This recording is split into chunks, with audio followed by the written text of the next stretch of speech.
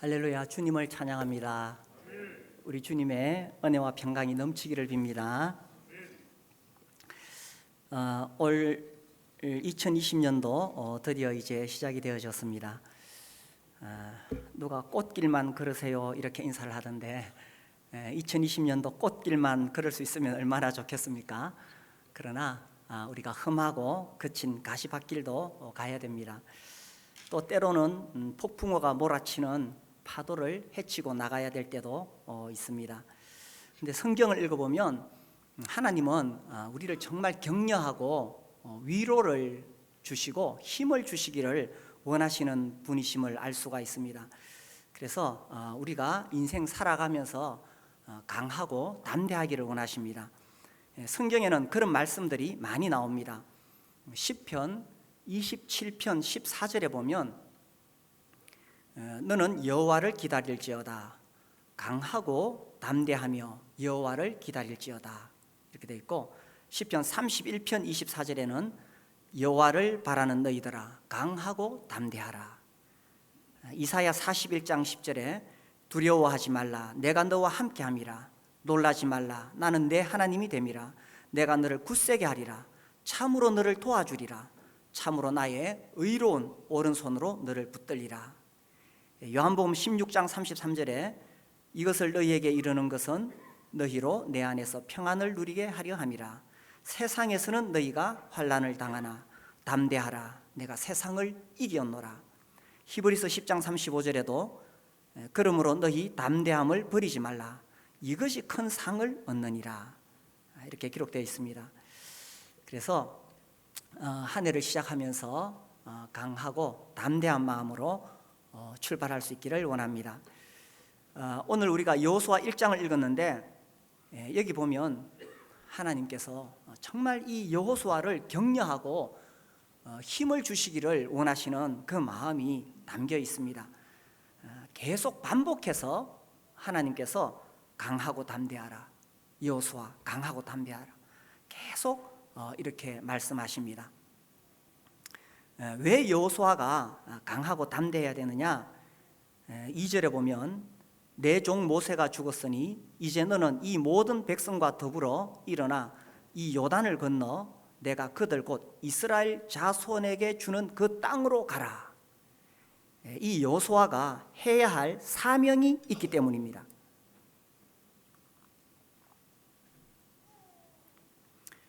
이제 너는 일어나서 이 요단을 건너라. 이 요단강은 요 뒤에 이제 우리가 보면은 이때가 요단이 곡식 거두는 시기에는 항상 언덕에 넘치더라. 곡식을 거두는 시기인데 아마 4월 전후인 것 같아요. 이때는 1년 중에서 이 수위가 가장 높은 때입니다. 레바논에 눈이 녹아내려 흘러 들어오고 우기철이라서 비가 많이 옵니다. 그래서 가장 수위가 높은 그때인데 장정도 건널 수가 없는 곳이죠. 그런데 250만 명 이스라엘 백성들을 이끌고 이 강을 건너야 됩니다. 요단을 건너라고 하시는데 이 강을 어떻게 건넙니까? 다리를 만들어야 됩니까? 배를 만들어야 됩니까? 요단을 건너야 됩니다. 그리고 그 땅으로 가라. 이 땅이 어떤 땅이냐면 이 12정탐꾼이 그 전에 이미 다녀왔지요. 40년 전에. 거기 가보니까 아낙 자손 거인들이 있는 그 땅입니다. 여호수아도 그때 그 가나안 족속들이 얼마나 거대한 거인인가를 이미 보았습니다. 그래도 그때는 다녀와서 큰 소리 쳤지요. 그들은 우리의 밥이라 하면서 싸우자고 큰 소리를 쳤습니다. 그런데 그때는 젊은 때였고 지금은 또 나이가 들었죠. 그리고 그때는 모세가 지도자로 있었습니다. 그런데 지금은 자기가 책임자로 있죠. 그래서 남 밑에서 일할 때 하고 자기가 실제로 책임자가 될 때는 이게 다르죠. 아무튼 여호수아는 요단을 건너야 되고 이제 그 땅에 들어가서 전쟁을 해야 됩니다. 그래서 하나님께서 여호수아에게 강하고 담대하라고 계속 격려하십니다. 2020년 우리가 건너야 할 각자의 요단이 있지요. 또 우리가 싸워야 할, 그래서 정복해야 할 각자의 그 땅이 있습니다. 우리 형제님들은 가장으로서, 또 아버지로서, 또 우리 자매님들은 어머니로서, 아내로서 지켜야 될 자리가 있고 해야 할 일들이 있습니다. 또 오늘 다시 한번 서약식을 한 우리 목자 목녀님들은 목장을 지켜야 되고, 또 우리 모두가 다 하나님 주신 사명, 영혼 구원에서 제자 삼아야 될 그런 사명이 있습니다.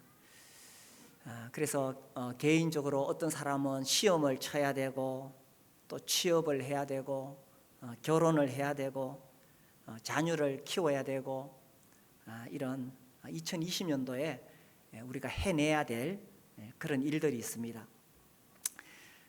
그런데 한편 이러한 우리가 해야 될 뭔가 일이 있다는 것, 어떤 사명이 있다는 것은 오히려 우리를 깨어나게 합니다. 아무 할 일도 없고 아무 문제도 없으면은 사람이 나태해지고 심하면 우울증에 걸립니다. 옛날 그 농경 시대에는 이런 우울증 이런 게 없었는데, 지금 우리 시대에는 뭐 하면 우울하다 그러고, 그죠? 뭐 결혼하면 결혼해서 우울하다 그러고, 뭐 아기 낳으니까 출산 우울증 있다 그러고, 취업하니까 또 직장 스트레스 우울증 있다 그러고, 그래서 어쩌면은 우리가 너무 안락한 그런 시대에 살아가니까 또 이런 병이 오지 않나 싶습니다. 오히려 뭔가 자기가 해야 될, 정말 이렇게 살아야 될 그런 사명이 있는 사람은 깨어 있습니다. 이 추운 겨울날 시장 한 모퉁이에서 콩나물 파는 할머니는 오히려 깨어 있습니다. 아들은 직장을 잃고 며느리는 도망가 버리고 어린 손자들을 집에다가 몇 개 낳았는데 이거 어떻게든 키워야 되잖아요. 그러니까 오히려 그 할머니는 그 추운 겨울날 꽁꽁 은 손을 호호 불고 있지만 우울증 안 걸립니다.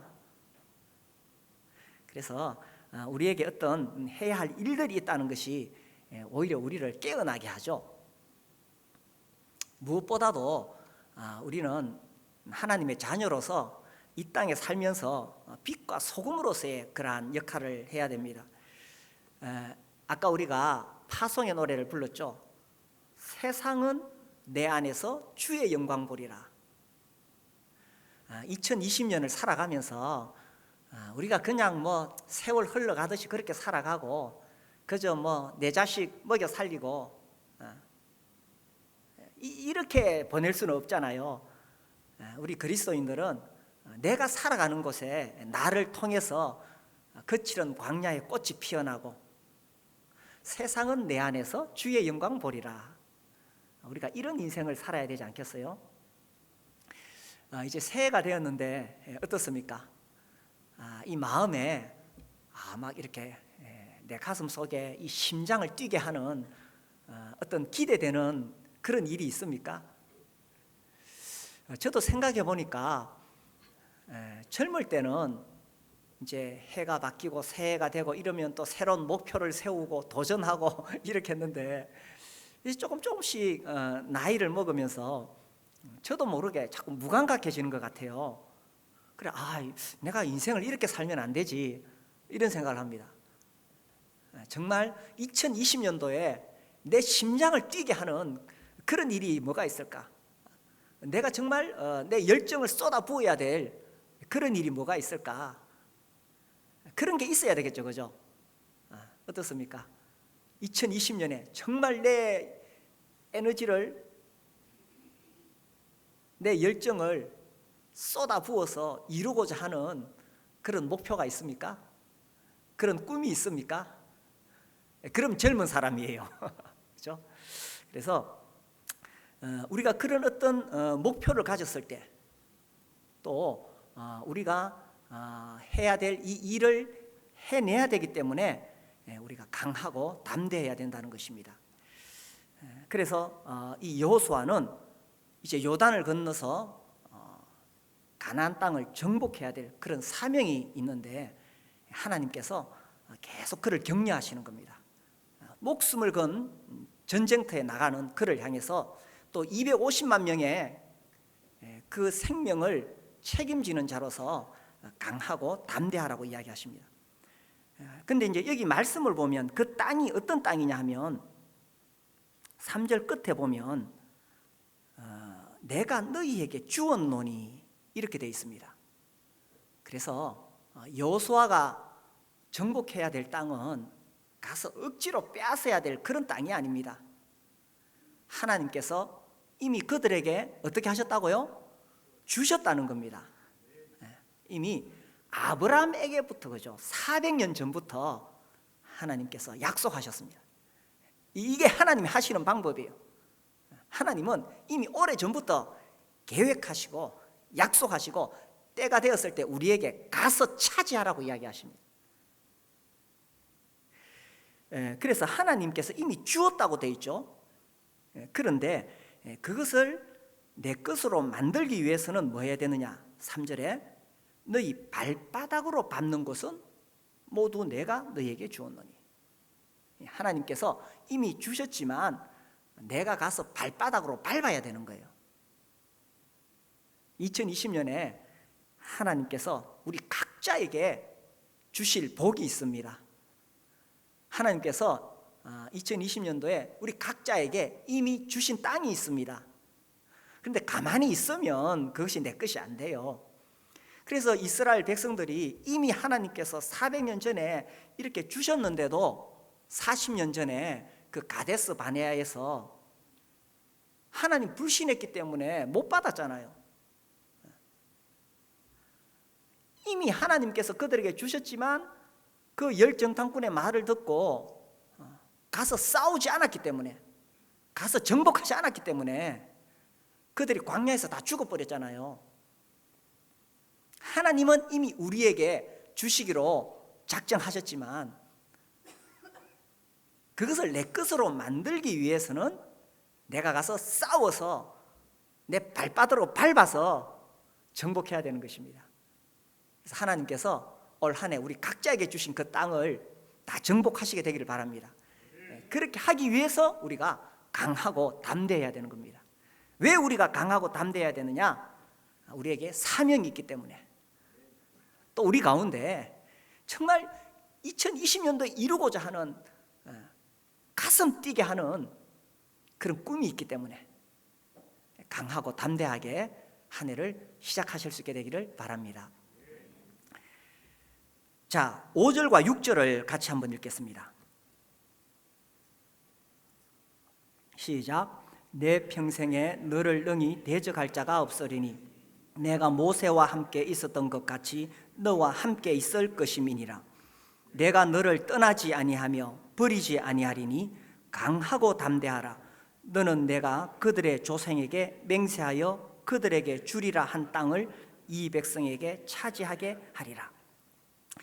하나님은 계속 여호수아를 격려합니다. 강하고 담대하라. 그런데 이 여호수아가 왜 강하고 담대할 수 있느냐? 하나님께서 함께 하시기 때문이죠. 내가 너를 떠나지 아니하며 버리지 아니하리니. 네 평생에 너를 능히 대적할 자가 없다. 이 말씀은 아무 문제가 없다는 뜻이 아닙니다. 대적자가 없다는 뜻이 아닙니다. 비록 문제가 있고 대적하는 사람이 있을지라도 네가 능히 그걸 이길 수 있다는 것입니다. 내가 너로 하여금 능히 대적을 물리칠 수 있도록 해주겠다. 왜? 하나님께서 함께 하시기 때문에. 그래서 우리가 살아가는 동안에 올해도 수많은 문제와 대적이 있을 것입니다.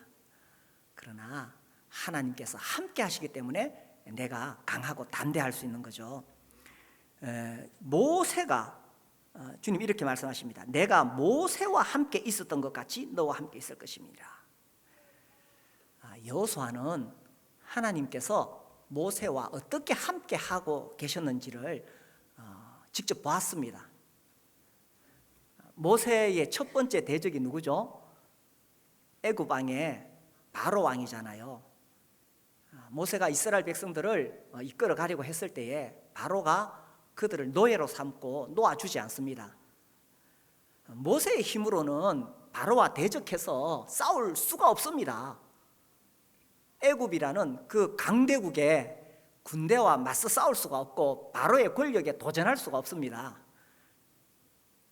그러나 하나님께서 모세와 함께 하셨기 때문에 가능했던 거죠. 그래서 하나님께서 10가지 재앙을 내리시죠. 그 10가지 재앙을 통해서 이 바로의 코를 납작하게 합니다. 아무리 바로의 권력이 대단하더라도, 아무리 애굽의 군대가 강하더라도 하나님께서 모세와 함께 하시니 바로가 이스라엘 백성을 놓아줄 수밖에 없었던 겁니다. 또 이제 마지막에 홍해 앞에 가로막히죠. 뒤에는 바로의 군사들이 쫓아오고 절대절명의 순간입니다. 그때도 하나님께서 모세와 함께 하셔서 홍해를 어떻게 했어요? 홍해를 가르셨던 것입니다. 여호수아는 이것을 보았던 겁니다. 모세가 무슨 능력이 있어서 하늘에서 재앙을 내리고, 모세가 무슨 신비한 권세가 있어서 홍해를 가를 수 있는 게 아니죠. 하나님께서 함께 하셨기 때문에 가능했던 겁니다. 그리고 이제 광야 생활할 때도 모세가 얼마나 많은 어려운 일을 겪었습니까?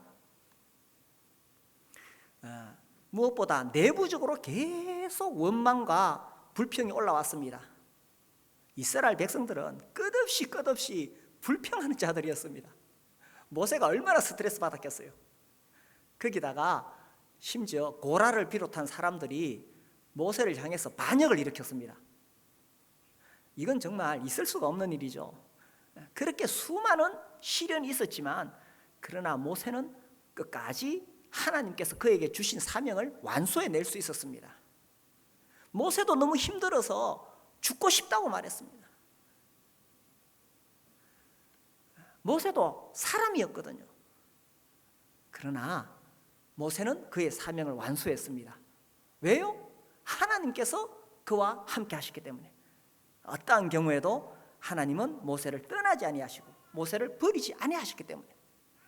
그래서 여호수아는 이것을 보았던 거예요.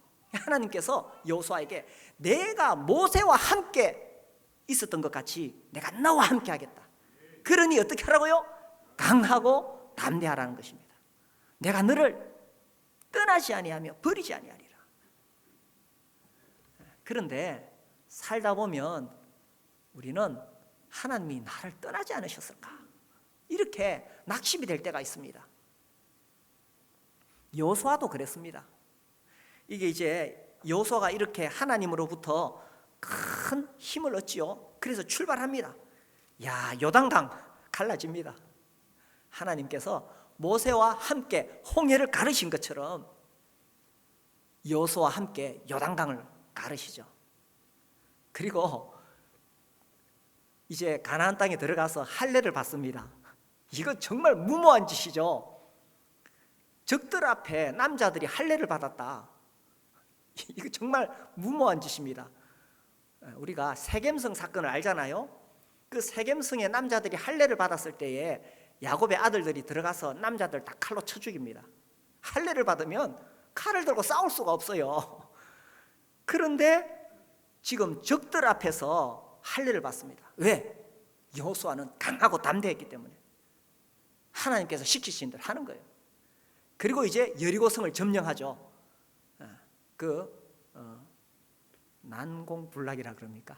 그 성을 점령합니다. 이렇게 계속 승승장구할 것이냐? 그렇지 않죠. 이제 7장에 들어가면은 패배합니다. 아이성 전투에서 패배하게 되죠. 계속 승승장구하는 게 아니라 시련이 온다는 겁니다. 실패가 있다는 겁니다. 그때 이 여호수아 7장 6절에 보면 여호수아가 옷을 찢고 이스라엘 장로들과 함께 여호와의 궤 앞에 땅에 엎드려 머리에 티끌을 뒤집어 쓰고 저물도록 있다가 7절 이르되 슬퍼도소이다. 주 여호와여, 어찌하여 이 백성을 인도하여 요단을 건너게 하시고 우리를 아모리 사람의 손에 넘겨 멸망시키려 하셨나이까. 우리가 요단 저쪽을 만족하게 여겨 거주하였다면 좋을 뻔하였나이다. 이게 무슨 말입니까? 우리를 왜 죽이시려고 그럽니까? 멸망시키려 하십니까? 그렇게 강하고 담대하게 시작했던 여호수아도 아이성에서 한번 패배하고 나니까 완전히 낙심하고 좌절해 버리는 거예요. 그 뒤로도 읽어보면 하나님, 우리 이제 망했습니다. 그래서 땅에 엎드려서 완전히 이 낙심하고 좌절해 있는 상태입니다. 이렇게 강하고 담대하게 시작했다가도 우리가 시련을 만나면 이렇게 무너질 수 있다는 겁니다. 한순간에 넘어질 수 있다는 겁니다. 그때 우리가 느끼는 느낌은, 하나님이 나와 함께 한다고 하셨는데 하나님 나를 떠나셨는가? 하나님 나를 버리셨는가? 시련을 만나면 우리가 그런 생각이 들어요. 이게 머리바 물가 사건이잖아요. 이스라엘 백성들이 광야를 행하다가 마실 물이 없어서 원망합니다. 그때 뭐라고 원망했느냐? 하나님이 우리 중에 계신가 아니 계신가? 이게 머리바 물 사건이죠. 하나님이 우리 중에 계신가 아니 계신가? 그래서 우리가 어려운 일 당하면, 실패하면 이런 의심이 막 드는 거예요. 하나님이 우리 중에 계신가 아니 계신가? 하나님은 떠나지 않으신다고 하셨는데, 하나님 우리를 버리지 않는다고 하셨는데 우리가 연약해서 그런 거예요. 그때 하나님께서 이 여호수아 7장 10절 같이 읽읍시다. 7장 10절 시작. 여호와께서 여호수아에게 이르시되 일어나라. 어찌하여 이렇게 엎드렸느냐? 일어나라고 이야기하십니다. 이 땅에 엎드려져서 여호수아가 정말 완전히 더 이상 전의를 상실했던 것입니다. 그런데 하나님은 일어나라. 제가 성경을 읽다 보니까 일어난다는 표현이 참 중요한 것 같아요. 일어나라. 이 다윗이 사무엘하 11장에 보면 다윗이 범죄한 사건이 나오잖아요. 우리아의 아내 밧세바를 취하고 우리아를 죽입니다. 그러니까 간음하고 살인을 저질렀던 것입니다. 이 큰 죄를 저질렀을 때 이제 선지자를 통해서 경고를 받지요. 네가 낳은 아들이 죽을 것이다. 그래서 밧세바가 낳은 아기가 죽게 됩니다. 그때 다윗이 가서 하나님 앞에 막 살려달라고 엎드려서 음식을 먹지 않고 식음을 전폐하고 엎드려서 있습니다. 그런데 결국 그 아들이 죽지요. 죽었다는 이야기를 다윗이 들었을 때 어떻게 했느냐? 사무엘하 12장 20절에 보면 이렇게 되어 있습니다. 다윗이 땅에서 일어나, 이렇게 되어 있습니다. 다윗이 땅에서 일어나 몸을 씻고 기름을 바르고 의복을 갈아입고, 이렇게 나옵니다. 그래서 실패할 수 있습니다. 우리가 범죄할 수 있습니다. 넘어질 수 있습니다. 그때 우리가 너무 낙심이 돼서 엎드려 가지고 일어나지도 못하면 안 된다는 겁니다. 그때 사탄이 와서 우리 귀에다가 속삭이는 거예요. 하나님이 너와 함께 하신다고 하셨지만 네 꼴을 봐라. 네가 저지른 짓을 봐라. 하나님은 너를 떠나셨다. 하나님 너를 버리셨다. 사탄이 그때 우리 귀에다가 탁 속삭이는 거예요. 그럴 때에 우리가 여호수아의 말씀을 기억하는 거예요. 하나님은 실패한 자를 향해서 이렇게 말씀하시는 겁니다. 땅에서 일어나라. 일어나라. 우리가 그 둘째 아들 이야기를 잘 합니다. 아버지의 유산을 물려받아서 먼 나라에 가서 허랑방탕하게 살죠. 그러다가 탕진하고 먹을 것이 없어 돼지치기 하다가 돼지의 지엽 열매를 주워 먹습니다. 그렇게 하다가 너무 배가 고파서 생각하게 되죠. 내 아버지 집에는 양식이 풍족한 품꾼이 얼마나 많던가. 내가 아버지 집에 가가지고 차라리 품꾼의 하나가 되면 그래도 배부르게 먹을 수는 있지 않을까. 그 다음이 중요해요. 이에 일어나서 아버지께로 가니라. 그 둘째 아들이 너무 배가 고파서 생각만, 아버지 집에는 먹을 것이 많으나 생각만 그렇게 하고 그냥 땅에 엎드려져 있으면 그냥 그렇게 인생 끝나는 거예요. 그냥 실패하는 거예요. 그런데 아들이 어떻게 했느냐? 이에 일어나 아버지께로 가니라. 정말 아버지 뵐 면목이 없지요. 자기 고향에 돌아갈 체면이 없습니다. 얼마나 부끄러운 일입니까? 그런데 이에 일어나, 이게 중요한 거예요.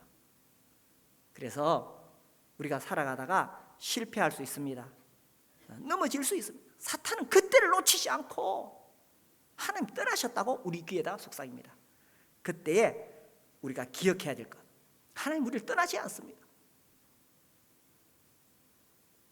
하나님 우리를 버리지 않습니다. 왜 우리가 강하고 담대할 수 있느냐? 하나님이 나와 함께 하시기 때문이죠. 그러므로 2020년 살아가다가 시련이 올지라도, 실패할지라도, 범죄할지라도 다시 일어나시게 되기를 바랍니다. 강하고 담대하게. 하나님 우리와 함께 하시기 때문에.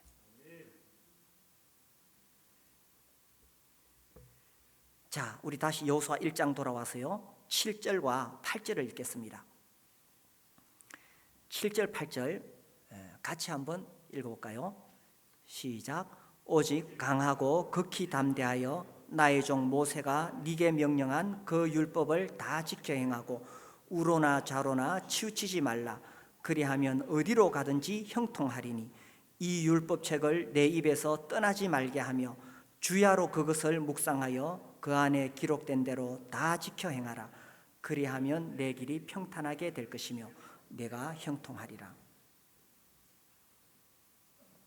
우리가 말씀 붙잡고 살면 어떤 경우에도 흔들리지 않고 강하고 담대할 수 있습니다.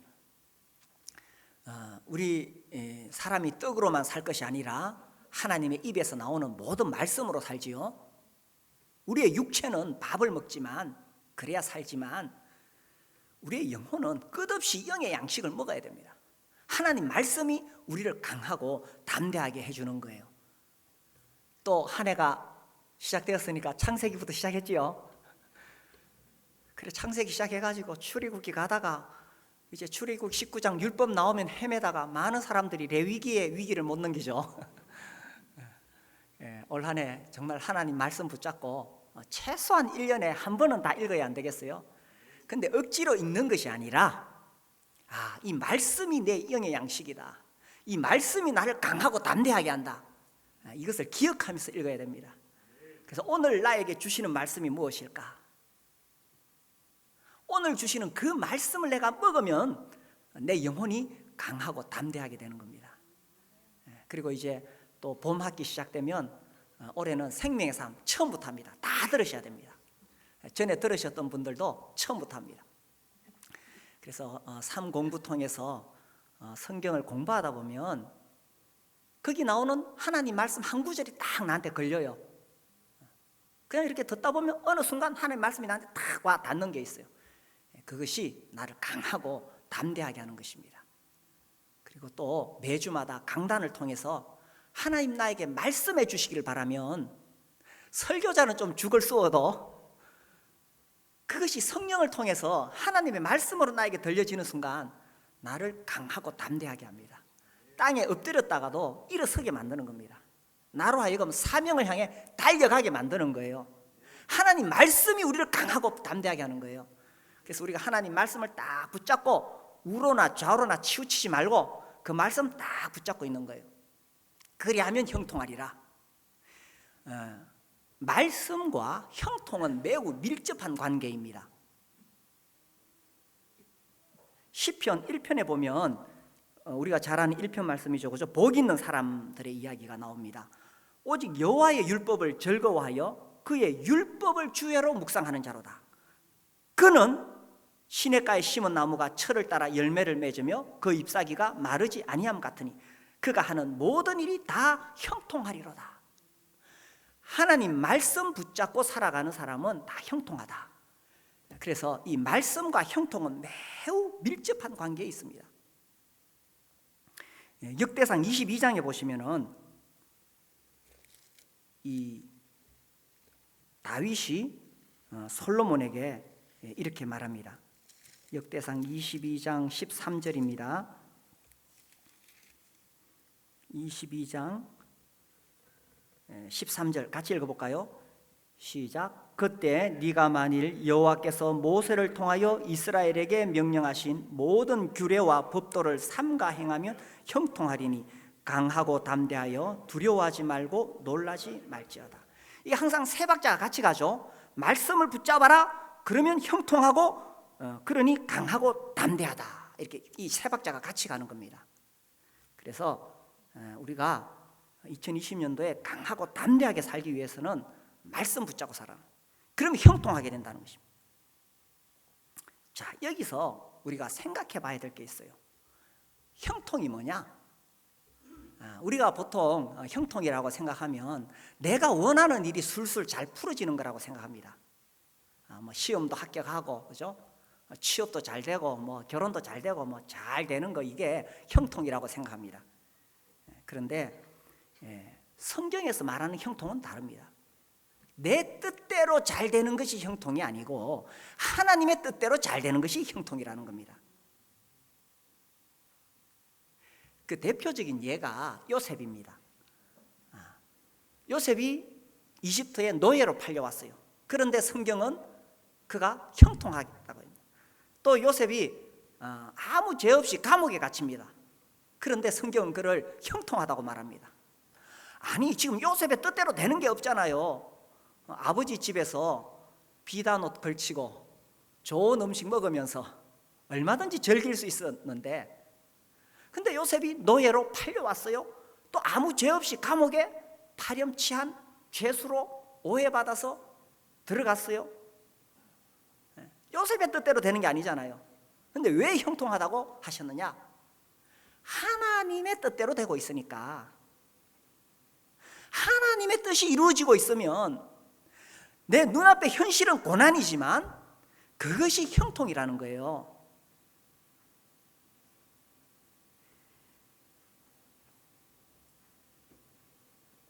우리의 현실은 때로 정말 답답하고 문제만 가득 있고 앞길이 막막해 보일 수 있습니다. 그래서 우리가 눈앞의 현실을 보면 나는 왜 이렇게 힘들까, 어려울까? 그런데 눈앞의 현실로 판단하지 말라는 것입니다. 하나님의 큰 그림을 볼 수 있어야 됩니다. 하나님의 큰 그림은 뭡니까? 요셉이 애굽의 총리가 되는 거였어요. 뿐만 아니라 총리가 되어서 이스라엘 백성들을 7년 동안의 흉년에서 건져내는 것이었어요. 더 나아가서 이제 그들이 출애굽하게 되고 가나안 땅을 정복하게 되는 하나님의 큰 그림이 있는 거예요. 그 큰 그림을 위해서 하나님께서 요셉을 애굽으로 보내신 거죠. 그래서 요셉이 눈앞의 현실은 고난과 시련이었지만 그것이 형통이라고 표현한 것은 하나님의 큰 그림이 그려지고 있었기 때문인 것입니다. 자, 하나님의 큰 그림이 그럼 뭡니까? 하나님의 큰 그림은 단지 내가 이 세상에서 잘 먹고 잘 이런 거 아니에요. 하나님의 나라를 세우는 것입니다. 하나님의 큰 그림은 주님의 나라를 세우는 것이고 그 주님의 나라를 위해서 나를 만드시고 나를 사용하시는 것입니다.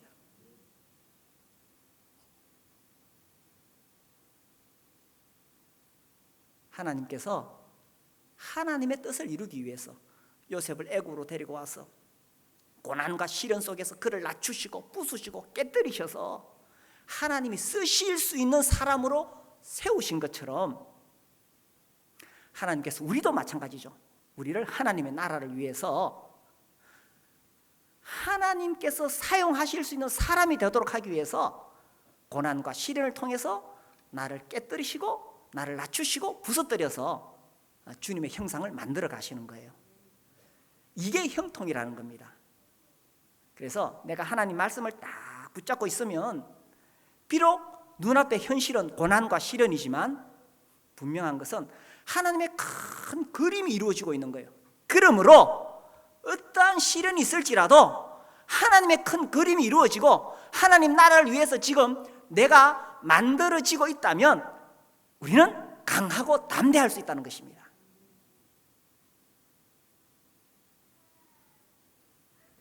그래서 하나님 나라를 향해서 나아가는 우리가 말씀 붙잡고 살아가는 거예요.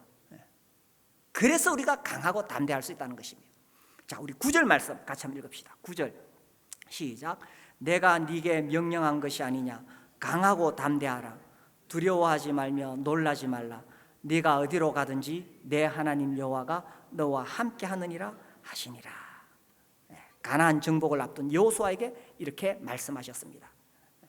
명령을 내리시는 거예요. 강하고 담대하라. 두려워하지 말라. 놀라지 말라. 하나님께서 함께 하시는데 뭐가 두려우냐. 제가 아주 오래전에 우리 교회에 그 내면 세계 치유라는 책을 소개해 드린 적이 있죠. 거기 보면 그 저자가 미국에 살 때입니다. 미국에 있을 때 어떤 집에 초대받아서 호랑이 고기를 먹습니다. 아이고, 이 호랑이를 어떻게 잡았어요? 물어보니까 그 집 주인이 호랑이 잡은 이야기를 해줍니다. 자기가 사냥개 2마리를 데리고 사냥을 갔는데 이 개들이 막 짐승을 쫓아가더래요. 자기도 막 총 들고 따라갔는데 정말 기이한 광경을 봤대요. 개들이 막 짖고 있는데 그 나무 위에 호랑이 한 마리가 올라가가지고 있더라는 거예요. 호랑이가 개한테 쫓겨다닌다. 이거 있을 수가 없는 일입니다.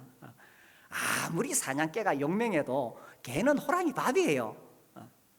그런데 이 개들이 막 짖으면서 쫓아오니까 이 호랑이가 도망을 갔는 거예요. 왜 도망갔을까요? 개들이 두려워서 도망갔을까요? 호랑이는 알죠. 이 사냥개 뒤에는 사냥꾼이 있다는 사실을 알았던 겁니다. 그래서 이 주인이 얼른 총으로 쏘아서 잡았대요. 우리가 우리의 힘으로 호랑이를 쫓는 것이 아닙니다. 다윗이 이 물맷돌 들고 갔을 때 자기 능력으로 골리앗 칠 거라고 생각 안 했어요. 하나님께서 그와 함께 하시기 때문에. 우리가 사냥개보다 더 영리해야 되겠죠? 하나님께서 우리와 함께 하시기 때문에 우리가 강하고 담대할 수 있습니다. 2020년에 우리가 호랑이를 향해서 강하고 담대하게 나아가실 수 있게 되기를 바랍니다.